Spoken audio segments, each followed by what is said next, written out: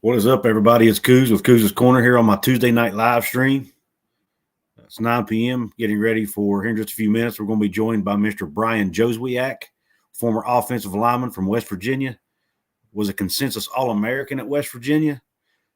Played in the NFL for about 3 years or 4 years, 3 or 4 years before having to retire due to injury. But anyway, I'll let him tell the story. But really excited about this interview. He'll probably be calling in here in about 5 minutes or so.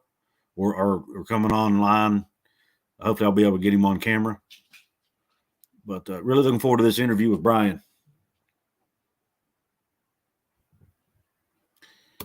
See who all's on here. Got Joey Foster on board.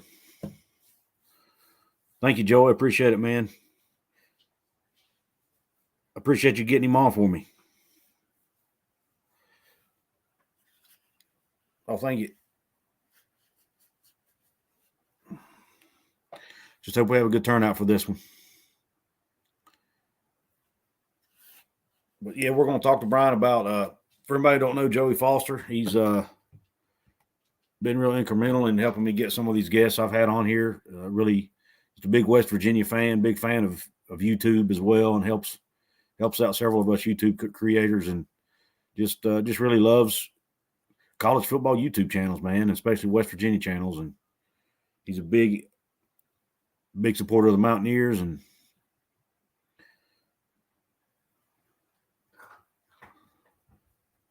does anything he can to get that Flying WV promoted as much as possible. But yeah, I've been looking forward to this interview as well, Joey. I heard a little bit of his interview with Golden Blue Dude, and it was really, what's up, Jonathan? College Football with John's joined us. But I really enjoyed the interview he did with Golden Blue Dude, and hopefully I can do something similar, and hopefully we'll be able to hit some topics that they weren't able to get.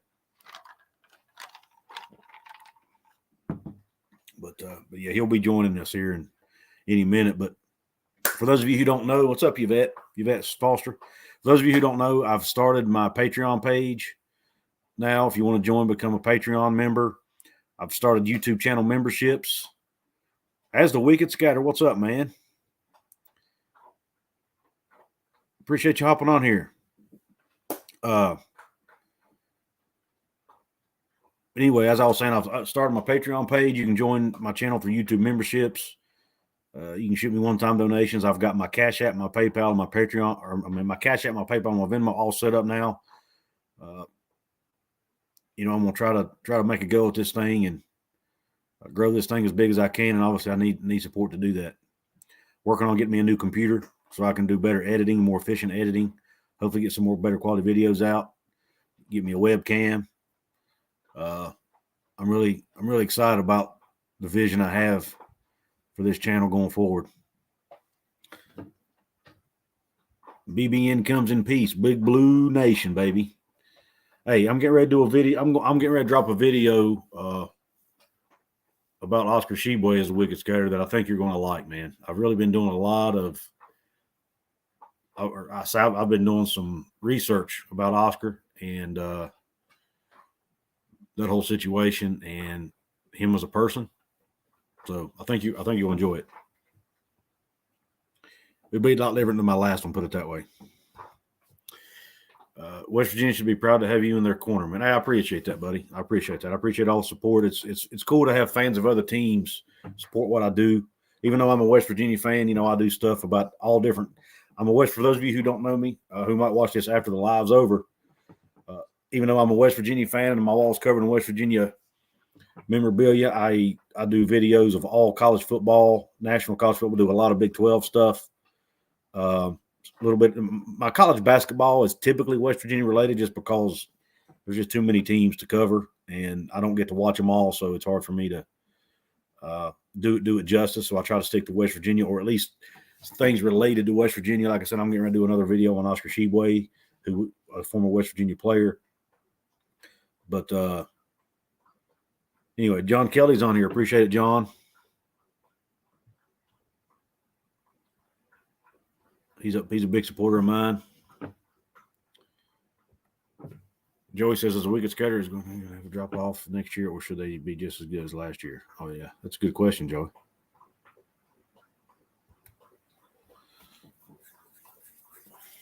We're looking for those of you who don't know, Brian Jozwiak was a consensus All-American who played at West Virginia in the early to mid-'80s. One of the few at that time, he was only like the fourth or fifth consensus All-American to come out of West Virginia. There's been a few since. Played offensive line for us under Don Nealon and ended up going to the NFL. He was actually a first-round draft pick, and here he comes. Let's just let him tell his own story. Brian, can you hear me? I can hear you. I can hear you. Man. How you doing, brother? I'm doing great. How are you? If I was any better, I'd be twins. I don't know if the world could stand it. No, we don't need another one of me, brother. Hey, I'm same way with me, brother. One's enough, man. One's enough. Oh man. If there was, I know my wife couldn't stand two of me, so I know the rest of the world couldn't. Hey, you know what? It is what it is. Thank God, there's only one each of us. That's right. That's right. How you doing up there? You good? I'm great, man. I don't know if you know, I live in West Virginia. Where you live at now? Well, I actually live in South Sarasota County, Florida, over there on the Gulf side. And I'm actually in Maryland and doing some visiting, and I'm actually going to be in Morgantown tomorrow. I'm driving over. Cool. Big Dale Wolfley, the Wolfman's got his annual polar plunge for Special Olympics. Yeah. And they're doing a pregame thing over at one of the local places there, Kegler's. So cool. I'm up here. I'm going to go over and hang out a little bit. Now, are you doing the plunge? I don't think so. Oh, okay. Nah, I don't plunge unless it's about 90. I hear you, brother. Well, you've been in Florida too long. Well, you don't plunge in Florida because the gators will eat you. Well, you got a good sharks will eat you. You got a good point. I think I'd rather take my chance with the cold water than the gators, brother. Yeah. Cheat Lake. I swim in Cheat Lake in July. That's my bag right there, man. Or a swimming pool. Awesome. Oh. Well, listen, I've got several people on here, a lot of WV fans, and a lot that aren't, which is cool. It's always cool to have a diverse crowd. Real quick, just get into your story. I've kind of given them a brief intro, but if you want to just tell us, obviously I told them you played offensive line at West Virginia in the early to mid 80s. I think 83 to 86. Is that right? Man, I got there 81. 81 was my first season. Yeah. Okay. Well, the website I got my information from was not correct then. You know what? You can't believe everything that's out there, but I got there in 81. Okay.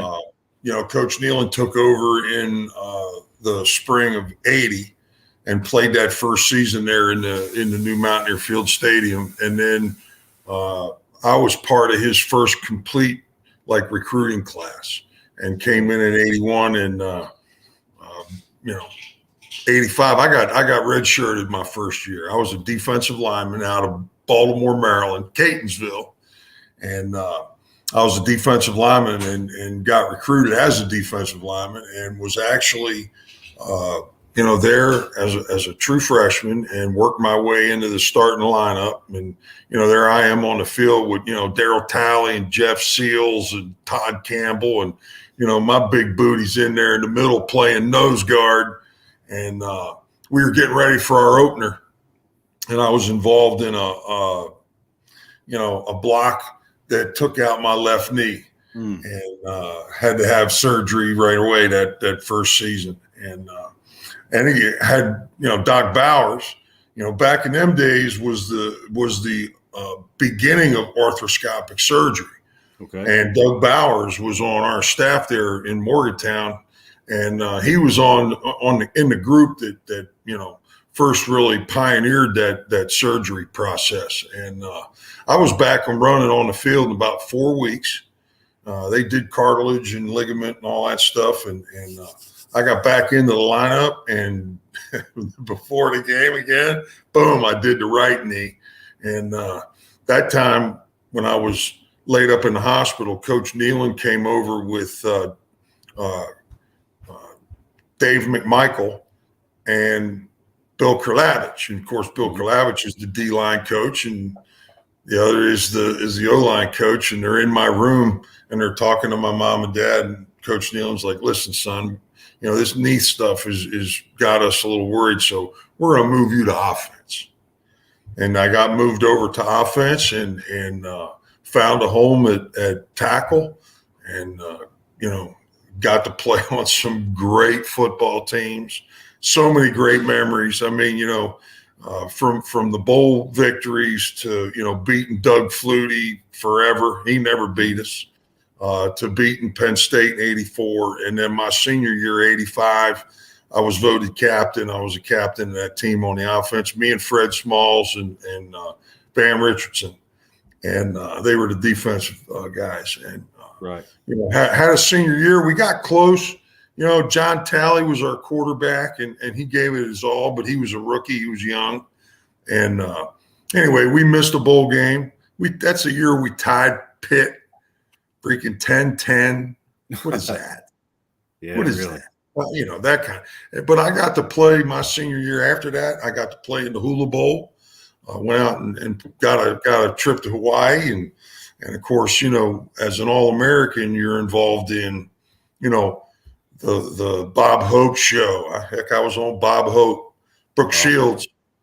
I was in Playboy magazine. I got to go to Radio City Music Hall. I was at the Yale Commons for the Walter Camp All-American, and just great stuff. And of course, got drafted to the Chiefs in the '86 draft, and got to do that for a few years, and had an injury issue, and gone. Yeah. So, and then I went back to West Virginia and got my degree, and went to West Virginia Wesleyan College would have been 1990, and worked on my master's degree, got my master's in education, joined the staff at Wesleyan and worked there for almost 9 years, and then had a chance to move to Florida, coach some high school football and teach. And I just retired after 20 years down there. So there it is. There's my world, brother.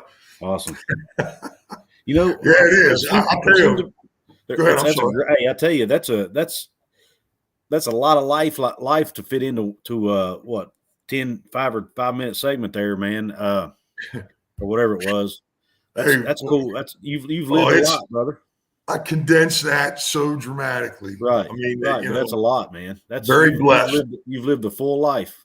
Oh, hey, and like I said, brother, that's only scratching the surface. Right. I got to do, football. Football afforded me and many others some incredible opportunities. Traveling and meeting people and just all the ancillary stuff that comes from playing that great game. And it's the greatest game on the planet without a doubt. I'm gonna miss it. I'm gonna miss it now.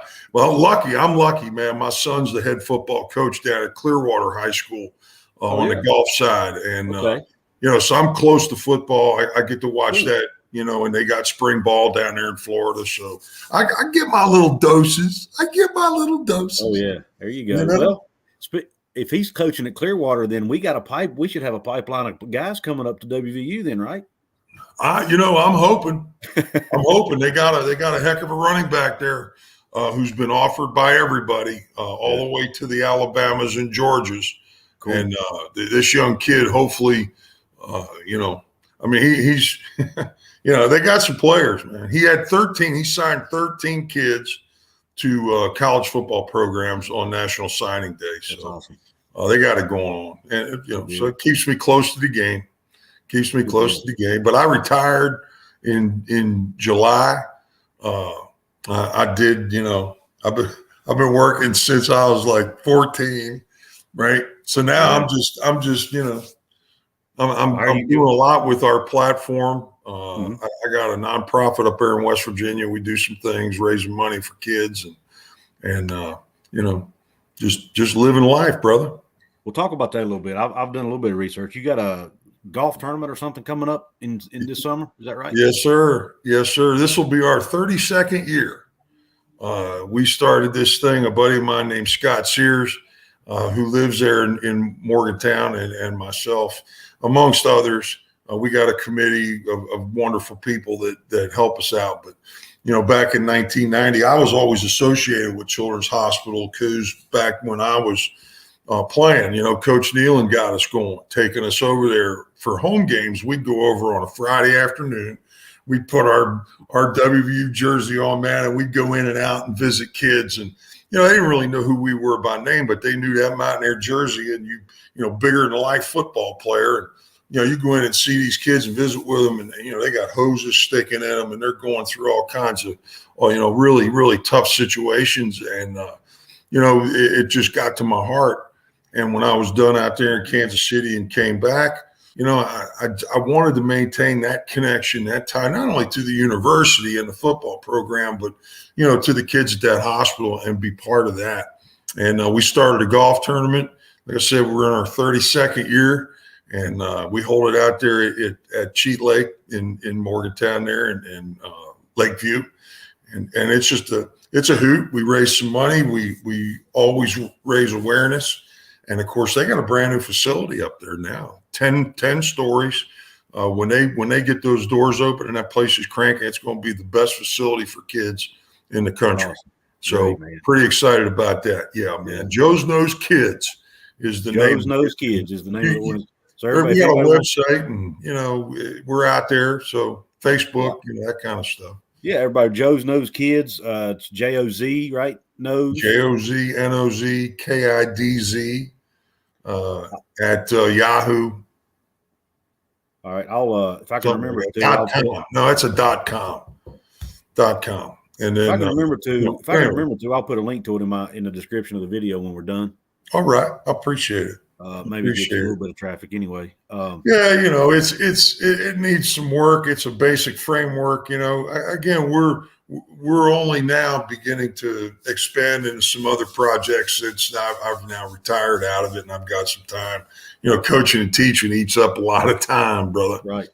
So anyway, more to come. Right now we're a golf tournament, and it's a golf weekend. It's a great time, man. Good guys show up.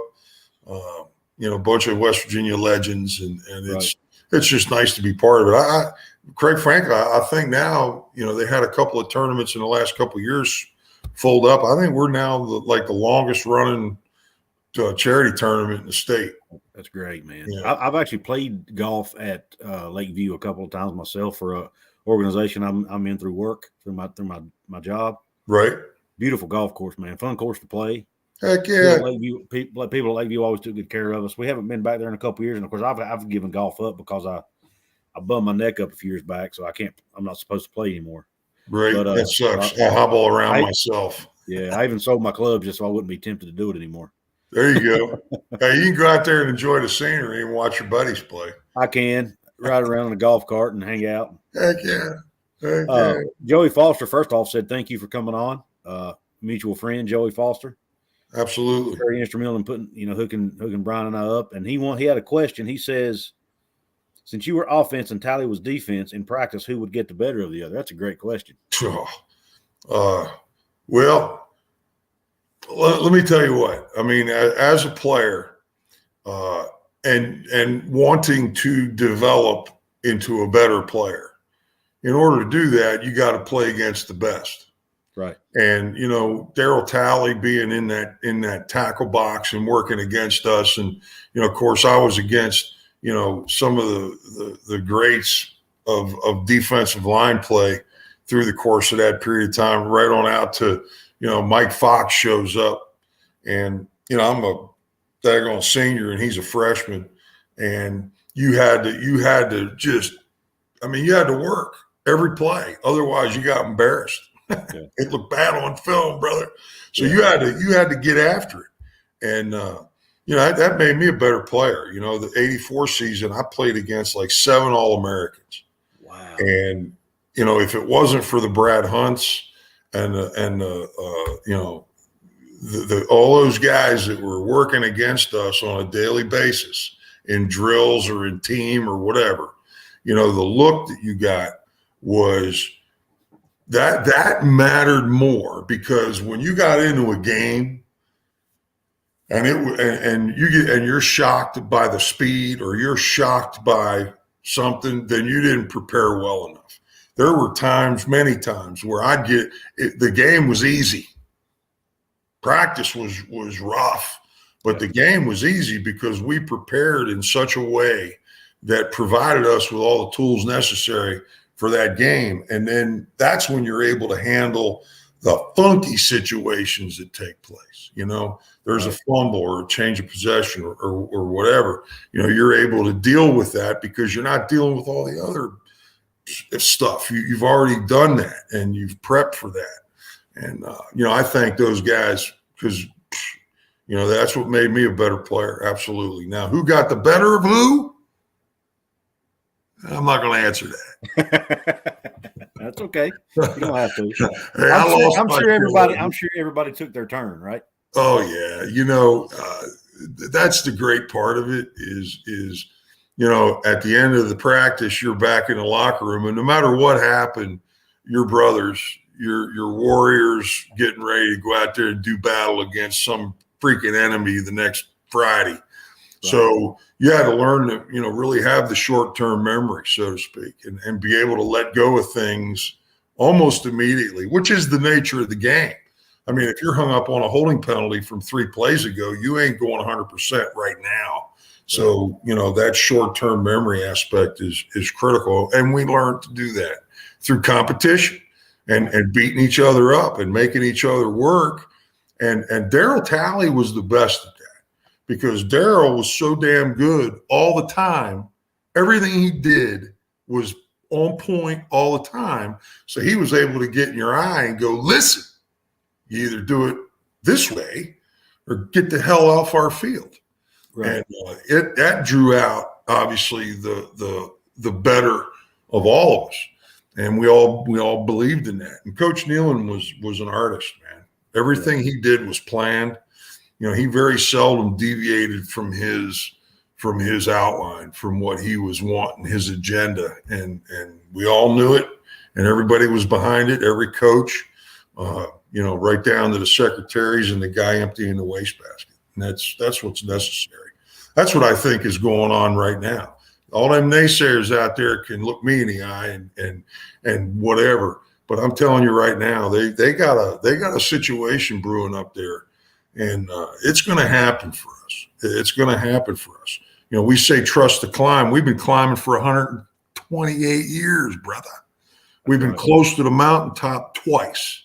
Yep. 88, one of them. What was the other one? 90 what? 94, I believe. Something like that. Okay. And should have been there again in 07. Twice, three times, right? Okay. And right there, it's so close. And we're gonna be back. We're gonna be back at that level. And it was nice to see. It was nice to see Coach Brown, make some real critical changes and do some juggling and admit to the fact that, as the head football coach, you're the CEO. If you're micromanaging some freaking department and you're not able to, do the whole shebang, and you're gonna lose out. Right. And I respect him. I'll offer you this. I had a one-on-one conversation with a coach who recently left the program to take a higher position at another. Okay. Mm-hmm. And I was there and blah, blah. And I sat him aside and I said, listen, brother, because I know him and I know his family very well. Mm-hmm. And I said, give me the inside poop. I want to know what it's like, with Neal Brown, because we all hear stuff, and I know him personally, but I don't follow him around during his day. I don't know his prep routine. I don't know any of that. You know Neal personally? Oh, what's that? You know Neal Brown personally? Is that what you're saying? Oh yeah. Oh, I've met him on numerous occasions. He's graced our golf tournament. He's been a part of it since he arrived. He's good, man. And this coach had nothing but wonderful things to say about him. And it was just he and I. Right. Saying about, how he prepares and what he demands of himself, how he self-evaluates and how he makes his decisions, are brilliant. And you got to get all the pieces in place. And that takes time.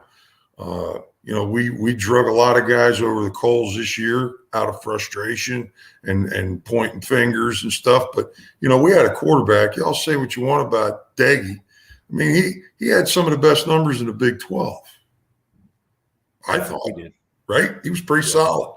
Was. The offensive line is only going to get better.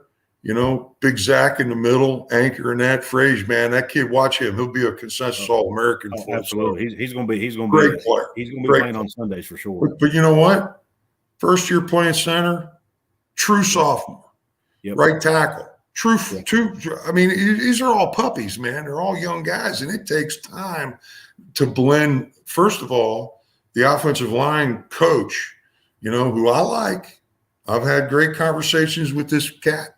On a couple occasions, and but that don't matter what I think and how I feel about it. What matters is, do the players buy into it and work to get it done? And I'm telling you, we're we lose what? How many games did we lose by like a couple of points? I think it was 4, maybe, or at least. Right? If you count the Kansas State game, which we were good up until. That's State game we lost by more, but we were within one score with just a few minutes to go. So you win 2 of those, brother. You win 2 of those, and it changes the course of the season. Yep. Right here, this is where the game's played. Yep.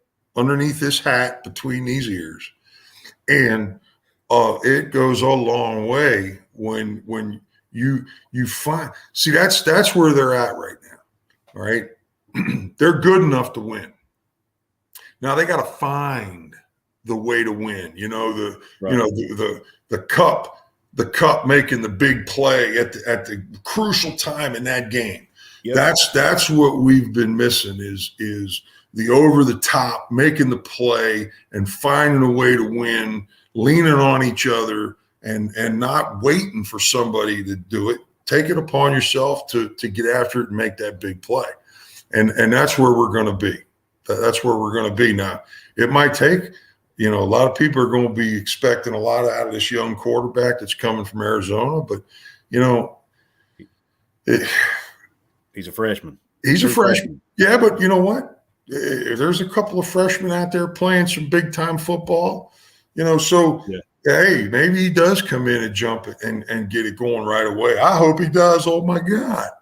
Absolutely. But we got to be patient too. And understanding, you got a new wide receiver coach, you got a new offensive coordinator, you got some philosophy changes are going to take place. Language certainly is going to modify, and that's just it. There's only so many plays you can run. There's only so many window dressings you can put out there, but it's the language and the sequencing that makes it extremely complex. And that takes time to put in. Thank goodness everybody's there. We get spring ball, but. Nah, man, I think good things are coming, and they're coming this football season. That's what I feel. Of course, I'm an optimist. I say that every year. I hear you. There's not enough of those. I had a $5 super chat from Outlaw College Football. Outlaw College Football, appreciate your super chat, brother. And he wants to know, and you kind of touched on this, but can you go a little bit deeper on the similarity or the comparison between Don Nehlen and Neil Brown? Wow. I think where they grew up, Coach Nehlen's an Ohio guy. Neil Brown's a Kentucky guy. West Virginia's in the Appalachians. That region, I think that part of that growing up and learning from youngsters what these regions are like, I think that's something that's important. They can speak the language, so to speak. You know what I mean? Mm-hmm. And Coach Nehlen, as a young guy, was very gung-ho, very, very meticulously organized. Like I said, when they would meet, they would plan it all out. I truly believe that some of the things that they said to us, individually or collectively, none of that was off the cuff. I think everything was generated and planned. And I think that's what Neil Brown is. So they're very similar in their preparations. I think, and Coach Nealon was heavily involved in the play calls. We had always had offensive and defensive coordinators, but, Coach Nealon was involved in that, until he felt confident in really truly giving the reins over and that kind of stuff. So there's a lot of similarities in they're family men. They don't go out and bar hop and freaking hang out. These guys are professionals. They engage in activities in the community. They support the charities. They're very, civically active. But when it comes to inside those walls, they're demanding. They're prepped, and they have a plan. They always have a plan. There's nothing happenstance. They always have a plan, and I think those are, in my opinion, the similarities. They're down to earth guys. They can talk to you. There's a realness to it. You're like that. You're like that on camera. You're like that off camera. You're like that behind the closed door. You're like that on the field. You're like that in the locker room. And that's genuine. That's where you can really start to respect the man, and then that's when the trust occurs and takes place. Of course, you develop into, that kind of a team. So yeah, I've always been a Neil Brown fan. Good. Yeah, I have been too. I mean, did I get frustrated last year? I did. Do I start to question whether he's the guy? I do at times, because you do get impatient. But when he made that move and brought Graham Harrell in, man, that was, to me, that solidified what I thought about the guy. Because I think that'll change. He's willing to let his pride go and let his normal way of doing things go because it wasn't working. And to me, that's a coach when you got a coach that's willing to do that, to go along with all the other things he's already doing well, with the recruiting, he works his tail off on the recruiting trail. Well, he's part of everything. Yeah. All right. But if you're going to be a great offensive coordinator, that's all you do. Is you tear apart data, you build plans, you build practices, you build schemes, that's what you do that as an offensive coordinator. So if I'm the head coach and I'm the offensive coordinator, I got to do all that and everything else that comes with being a head football coach. And it's a nightmare making an agenda. That's why they got like 2 secretaries and, a personal this, and this guy does this, and this guy over here has this job. Yeah. And so now as an offense, he can be in it as much as he needs to have his finger in everything. I mean, he's the head football coach. So he could duck in an office and go, "Hey, Grant, how's it going? What's it looking like? Give me a real quick synapse of where we're at, blah, blah, blah." And then that guy goes back in and starts, So now there's a much more laser focus now on the offensive scheme and how that's coordinated. Because sometimes, when you're trying to run a game and you got other stuff going on, and that critical decision comes on, or that clock management situation presents itself, and you're thinking about other stuff, brother, all of a sudden you're pulling rabbits out of a hat. There's no rhyme and reason to why we're doing this, and that comes again with the preparation. And that's what that offensive coordinator is going to bring to the table, is going to be a much more, organized way of dealing with situations. And then that way Brown can come over and go, "All right, it's 4th and 3. I want to run that fake punt," or "Hey, think about taking this," or whatever. And he can manage the whole game and do, talk to the officials and get in the players' faces that he needs to get into to draw out whatever he needs to draw out. And that's, that's good stuff. That's pretty good stuff. That was a big hire. Absolutely. Yeah. Absolutely. Yeah. Had a couple other questions. One was earlier, were you in the NFL long enough to get vested? No, actually, I wasn't. I played 3 seasons, and during that time, it was a 4 credited season. You had to play 3 years and 3 games, and of course, I got injured, and I was out the gate before I got that 4th season. And then in 1992, during the collective bargaining agreement, they reduced that to a 3-year minimum. But unfortunately, the guys that played before 92 weren't affected by that.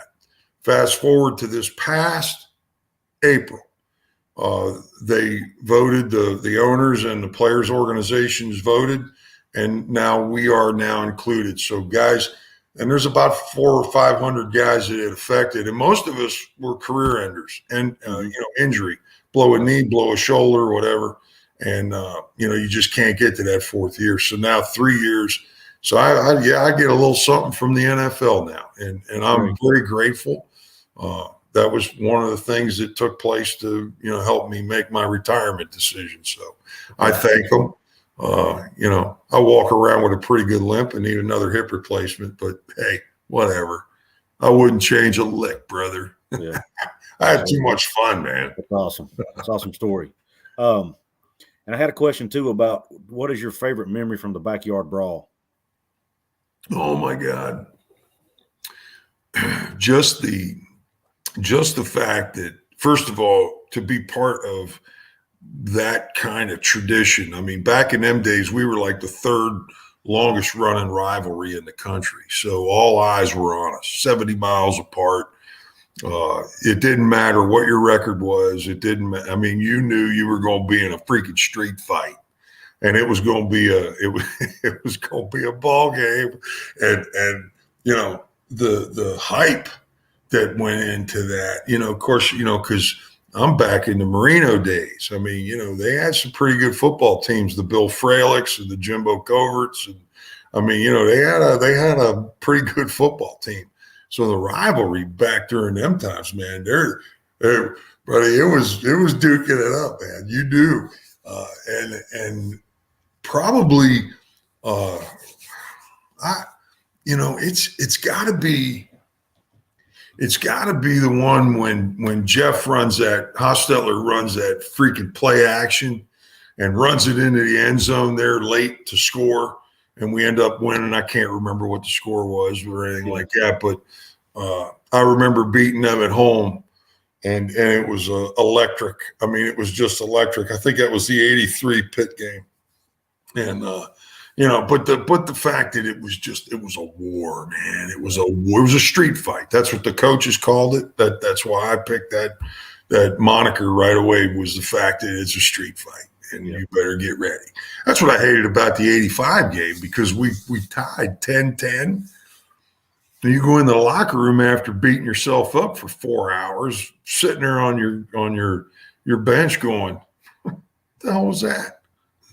Yeah, I've actually heard players in interviews say they would rather lose a game than tie. Is that? Oh, it's like kissing your sister. I mean, there's nothing. You just, what do you feel? I don't feel. I'd rather lose than tie a game. That's why like soccer. No offense to all you soccer players, but how the hell you end a game on a tie? There's nobody wins. Everybody. Got to be a winner. Got to be a loser. End of sentence. That's what competition is. Right. So. But anyway, good stuff. Good memories, man. I appreciate you chit-chatting like this, man. Not a problem. I love this guy. I could sit and do this for hours, bro. Yeah, I heard that. I had a question. John Kelly, one of my most loyal supporters, asked, I don't know how much you follow the current Pitt program, but what is your opinion? If you do, what is your opinion of the current state of the Pitt program? And how do you think the Backyard Bro will go? Yes, Pitt. Oh, and how do you think the Backyard Brawl will go this fall?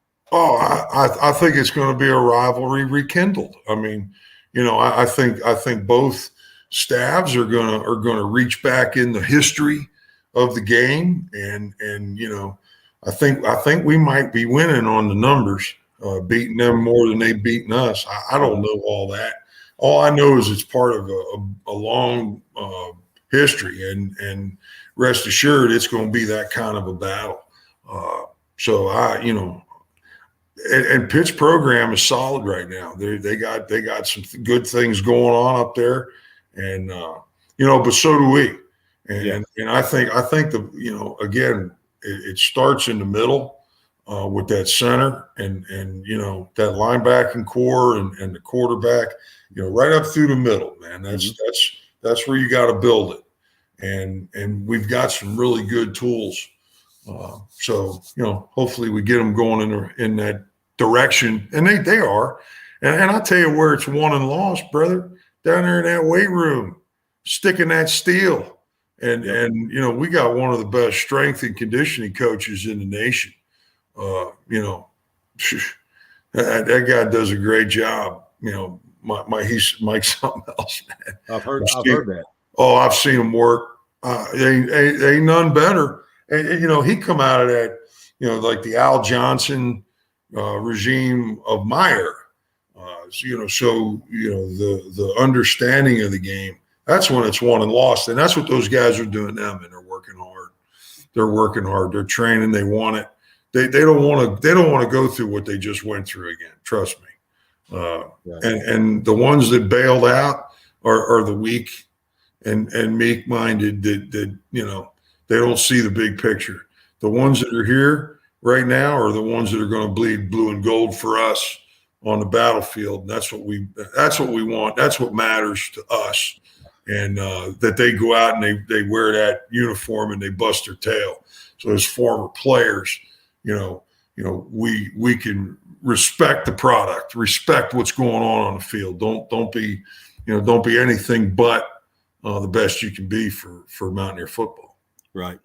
So speaking of that, and actually this what I was going to ask you kind of dovetails into what one of my listeners was asking. All right. The current state of college football today, with all the changes that have happened, with NIL, transfer portal, all that jazz, do you think it's changed for the better, for the worse? What's your thoughts on it? Oh man, I think I think it's wrecking college football. It's trickling all the way down to the high school level, because what's going to happen and what's already happened is, you're only allowed to transfer in the portal one time. So what these coaches are doing is they're picking the portal.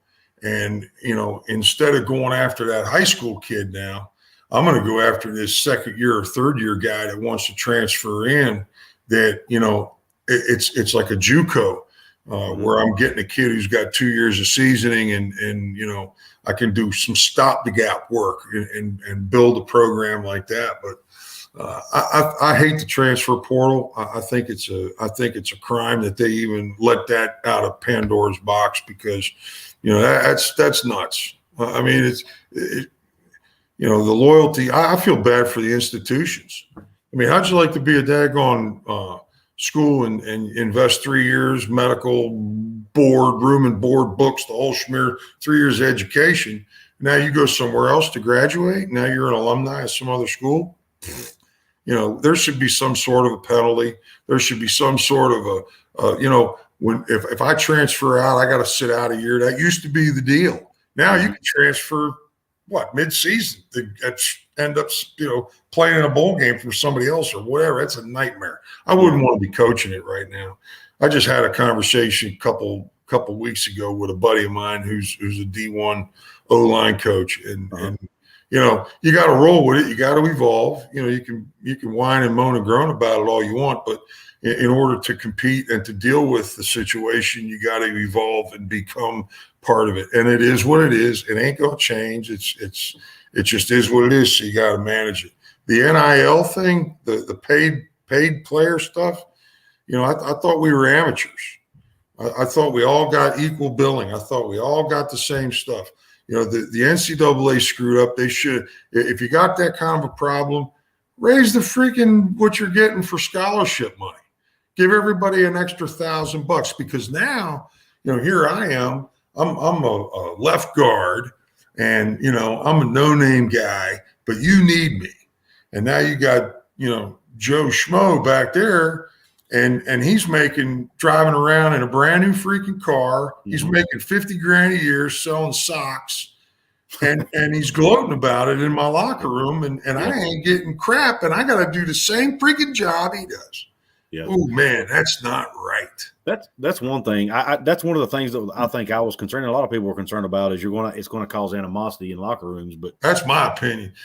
Get what you can. I get it. And now it is what it is. So go get what you can.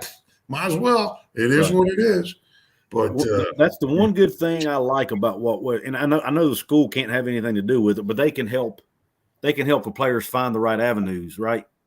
I guess is my understanding. They just can't participate in it. I think I don't know the rules, bro. I don't know the rules. But my understanding is a school can't be directly involved as far as paying the players, but they can help guide them. You know what I'm saying, to outside sources who can. I guess, and I guess up there at WVU, Oliver Luck and that guy that is out in Arizona, with the Diamondbacks, owns the Diamondbacks, right. Put together a thing to help, But see, you got to remember, man, we're. I mean, no offense, but we're in Morgantown, West Virginia. Mm-hmm. You've only got, Milan pulled out. So that mega multi-billion-dollar business is gone. Right. So now what do you have? And who's tapping all these people? You only got a handful of people that got that kind of dinero to make things happen like that. And you're gonna pick their pocket and rob Peter to pay Paul. And now you got competition. You got the MAC. Mountaineer Athletic Club's got to raise money for scholarships and support and all that. Yep. And now you got this entity that's coming in and hitting the same people. So it's going to be interesting. I mean, I don't know. I hate it. I don't like it. That's just my opinion. Well, I appreciate that because you're probably the first former player I've talked to that has that opinion. A lot of them like it because they feel like the player needs to get their piece of the pie. Yeah, but and what is the piece of the pie? What is the piece of the pie? The piece of the pie is unbelievable medical care. I never waited in line. If I had a busted pinky, I was at the front of the line. They all are. You stay at the best hotels. You eat the best food. You get a free education. You got great facilities. You got great support. I mean, there's a lot of money that's being invested in you to go to school and get an education. And I get it. You're playing football, but it's not the NFL.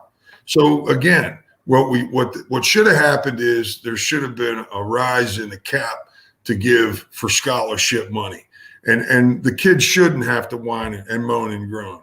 But a lot of kids come from situations that, financially, an extra 30 grand would go a long way. Right. So, and I get that too. But, the problem is the inequity of it. You got people in that locker room now that aren't going to get any of the pie, or maybe they, if our locker room, if four guys are the main guys and they're bringing in all this money, have profit sharing and let everybody get a piece of that, then I wouldn't be so upset that this guy over here is doing it and getting it. I ain't getting nothing. That ain't fair. I'm transferring or whatever. I mean, right. So it's I'm glad I'm just watching it. I hear you. So one of the things I was going to talk about is I like how West Virginia's whoever's in charge of it there has gotten. As you drive through West Virginia, and I'm sure you've seen it. If you're in West Virginia, you see these billboards all the way down the interstate, all the way from where I'm at in the southern part of the state, all the way to Morgantown. Nice. You see the linemen on billboards representing a law firm. Offensive lineman, defensive lineman. I've seen Zach Frazier. I've seen Wyatt Milam. I've seen Dante Steele. I've seen Doug Nestor.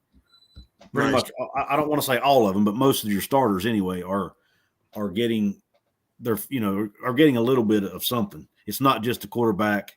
At West Virginia, they've done a good job, I think, of trying to take care of everybody.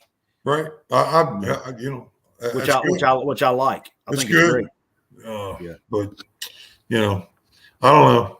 Again, I'm not in them locker rooms, so I'm not getting it, right, firsthand. But this is just this is my opinion. I think today, and I didn't play at your level, so I don't even want to try to relate, but just as a fan, as somebody who has played football, played at the high school level, and who's followed the game my whole life, I look at it as, I think, and I don't mean any offense to anybody watching who's in this generation. I think the younger generation is just different. America, we're kind of spoiled in America, and we always want more, right? We always want more, and it's just kind of the culture now. And I'm not saying it's good, bad, indifferent, but it is what it is. And the problem, there's been so much money funneled into college football now, into these programs. When you're at WVU, for example, and then you see somebody at Alabama, or one of your buddies from high school is playing over here at this other program, right? And you see what they got, and you're like, wait a minute, I want that, or I want something better, or whatever it is, whether it's facilities, whether it's somebody handing money under the table, whatever it might be. You know what I mean? Everybody wants to get a piece, and I think that's what's led to this NIL thing. I know. But now, how do you regulate it? What are the regulations? That's the problem. How do you keep from buying a program, you're paying players to come to play for you. Where's I don't know. And now you got this alumni group that's willing to invest big money, and this alumni group that doesn't have it to do. And now you got this inequality and that, and not, I don't know. It changed the landscape. That's for daggone sure. It did. And I was listening to an interview with Shane Lyons not long ago, and they were asking him about it. And he was, he's on the oversight committee or whatever for the NCAA, and he kind of alluded to the fact that they're going to have to do something. They don't know what he said. It's hard for the NCAA. The NCAA is kind of afraid to do anything because anything they do could lead to a lawsuit. Oh, you can't take it away now. Yeah. How are you going to, now you got to rectify a little bit. You got to modify, but you're not going to take it back. It's what is it? It is. It's done. You've let me go out there to use my likeness and get paid for it. You're not taking that away from me. I'll file a supreme, whatever. Right. You're right. It ain't gonna happen. So yeah, but you gotta roll with it. If you try to do what you were talking about, and what I've heard a lot of other people advocate for, and that's like the profit sharing type model, that's going to cause there again. Then you got people suing because then you get the quarterback or the wide receiver. That's right. Who are the ones who they feel like they're the ones putting butts in the seats, because how that's the reality of the game. Yeah. They're going to get mad because they're going to be like, well, wait a minute. We're the ones they come to watch. We should be getting more than they are. Yeah. Or I'm a 5-star. He's only a 3-star. Whatever. I'm with you, man. It's crazy. Us human beings, and I'm not going to throw – us human beings have big egos, man. And we've created a monster too. We have. Because everybody deserves a piece of the pie. Everybody, what are we – the entitlement thing, I'm here, so I should get something. I should get part of that or whatever. And that ain't the way it works. So I don't know. Brother, I ainain't got no answers. All I got is questions. I don't either, man. I just hope they figure out a way to regulate it to a way that keeps it under control and right, because it's way out of control right now. Agreed. I don't want to keep you much longer, but I had one quick question. Somebody you may know by the name of Golden Blue Dude, I think's his name. Yeah. I'm being funny, but he wanted me to ask you about something about you rocking the tram off the tracks or something. What did I do? Hold on, let me go find the question again. Knock the tram off the tracks. I don't want to start any nasty rumors. The story where he rocked the West Virginia tram car almost off the rails. I did? I don't know. He told me to ask you about it. Brother, that's back when the drinking age was 18. Who knows? I don't know. Okay. I'm not going to, that's college property. I hear you. You don't have to answer. He just told me to ask you. I didn't even know what he was talking about. I'm gonna take the fifth on that one because I know what he's talking about with the trams, because I know what I've been. The PRT. The PRT bus. The PRT. Yep. Yeah, I know exactly what they are. I rode that. I think I've been on one before, if I ain't mistaken. Yeah. I didn't go to school there, but I have visited. It linked the two campuses, old campus to the new. So we rode that a lot. It's But good anyway, transportation to get back to the dorm. yeah. Did you oversee? You see? I'm trying to think. You left in '85. Yep. Major came in when? '85 or '86? Major was a freshman my senior year. Okay. No, 86, 86, 87, 88. Third year is when because he didn't come back for his fourth year. So Right. he came the year after I was gone. But he didn't redshirt a year? I don't know. I don't think so. I don't know. Maybe he did. I don't know. I was just curious. I mean, you would know if you played with him or not, I'm sure. Yeah, no, he came in a year after I was gone. Okay. Yeah. Yeah, I thought that maybe there was a year gap there between him coming in and you leaving, but yeah, no, he was special to watch, that's for sure. Yeah. Now he's framed, looks like he played guard. I ain't never seen anybody eat like Major Harris. Good Really? God Almighty, that guy. You put it away, huh? He comes to the golf tournament. He comes to the golf tournament every year. God bless him, man. He's a good guy. He give you a shirt off his back. He's that kind of guy, you know. Yeah. And, but I swear, I mean, I thought I could put away the calories. That guy, good God, he could eat, man. Hey, what's for dessert? He sounds like my kind of guy then. Oh yeah, get some more, Dave. I love a good grub, it's right over there. Go get some more. Especially barbecue. Barbecue's my weakness, man. There you go. There you go. I just had barbecue tonight, as a matter of fact. Oh yeah, better, yeah. Cool. So listen, I don't want to keep you a whole lot longer. One more time, I'll let you plug your charity or whatever it is you want to plug. Yeah, it's Joe's Knows Kids is the name of it. Joe's Knows Kids Inc. And like I said, we've been doing a golf tournament for Children's Hospital for this will be our 32nd year. It's all about the kids and being part of that Children's Hospital is pretty special stuff. And we've supported some other local charities, the Buddy Walk for Down syndrome and such. But the money we raise stays in West Virginia, and we try to do things with the kids and have some fun and provide and bring awareness and it's pretty special. Pretty special. Like I said, there's going to be some really good things coming here in the not too distant future with what we're trying to do. I'm going to get out there to some of these schools and do some speaking, do some motivational talking to, being an educator, lifelong educator. Right. I think I can bring some things to the table and because right now our kids need guided in a direction more than they've ever, because they're getting pulled in a lot of different directions, and a lot of different directions aren't real good sometimes because they're taking them down, wrong roads. And, those of us that have, put in the time and taken our lumps and, carry our baggage, we can offer something special to those kids and help them, in a good direction. So yeah, that's awesome. awesome. What we're doing, brother. It's cool that you spend your time helping other people, man. That's admirable. Hey, I got helped by a lot of people along the way to get me where I've been able to go. And, we're all in this thing together. And that's really what makes things happen.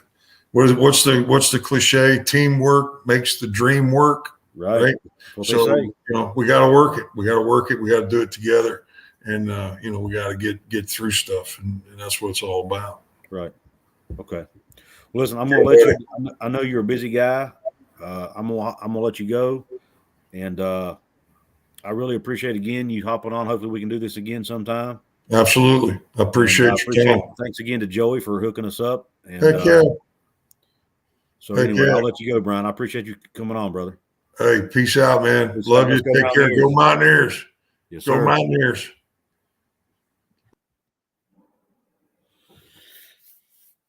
That was awesome. I think I actually cut him off. I didn't mean to, but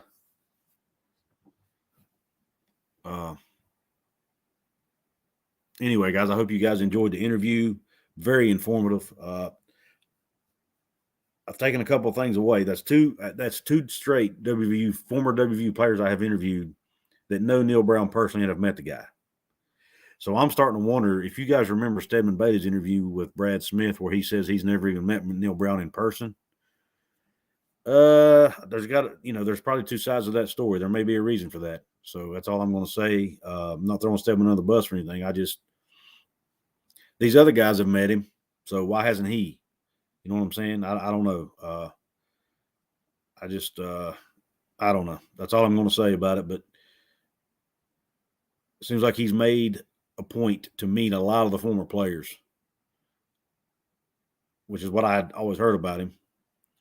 But thank you, Joey. I appreciate it, man. It's thank you for getting him on here for me. But yeah, he says that the program's in good hands with Neil. I trust that.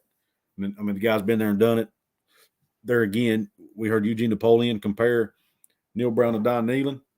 We heard Brian Jozwiak compare Neil Brown to Don Neyland. So I think there's a lot of similarities here, guys. I really think we're heading in the right direction with this program. As hard as it is sometimes, as frustrating as it is seeing them lose, I think we're on the right track.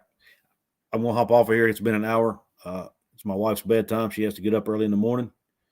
So I'm going to sign off here, guys. I appreciate everybody hopping on. Appreciate the support.